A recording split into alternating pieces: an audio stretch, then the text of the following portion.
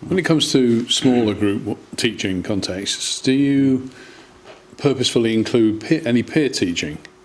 What do you mean by peer teaching? Where the expectation is that students will work in small groups and learn from each other, perhaps take a teaching role in a small group. Yes, I do that quite a lot.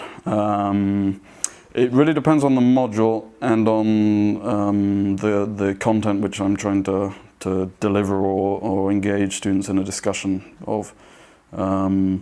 And I tend not to plan that, actually. I tend to use that as a strategy when I feel like people aren't engaging in the way that I'd hoped they would.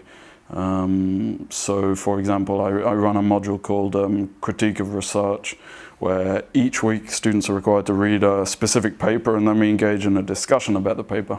And some of them are pretty hard and they're very, very detailed, almost impenetrable ideas, and they have to discuss them. And discussing them with me standing at the front, I think, is often less satisfactory and harder for them to engage with than perhaps breaking out into small groups and discussing amongst themselves.